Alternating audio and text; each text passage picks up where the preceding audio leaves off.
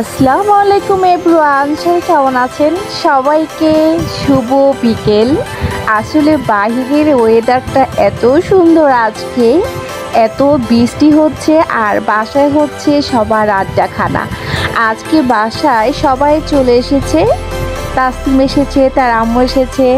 আমরা সবাই বসে একসাথে আড্ডা দিয়েছিলাম। তখন মনে হলো কিছু একটা খাওয়া দরকার, ঝাল ঝাল।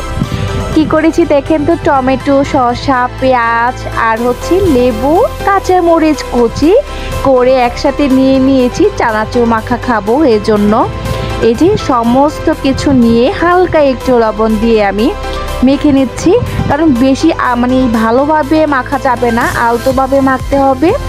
আর এই যে দেখেন দুই টাইপের চানাচুর নিয়ে নিয়েছি।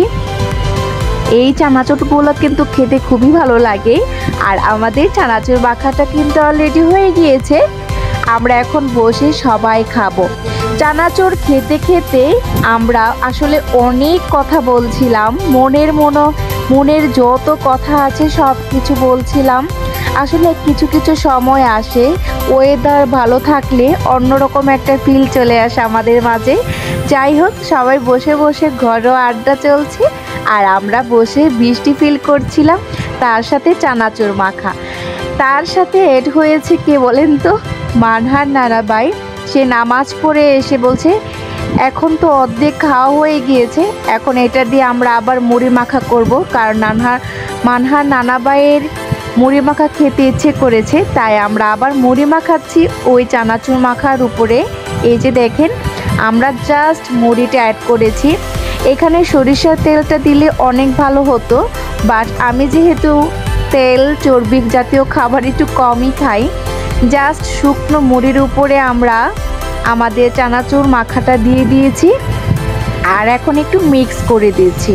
এইটা খেতেও কিন্তু দারুণ মজা হয়েছে, সবাই কিন্তু মজা করে খাচ্ছিল।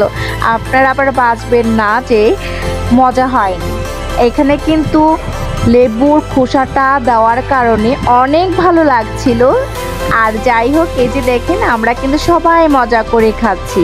তারপরে মানহার নানাবাই কি নিয়ে এসেছে, গরম গরম চিতই পিঠা, শুটকির ভর্তা। আসলে একটা লোভনীয় খাবার।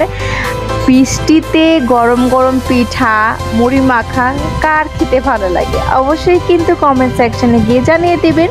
আর আমাদের ছোট্ট বিকেলের ব্লগটি আপনাদের কেমন লেগেছে অবশ্যই জানাবেন, আর লাইক কমেন্ট শেয়ার করে যাবেন। আল্লাহ হাফেজ।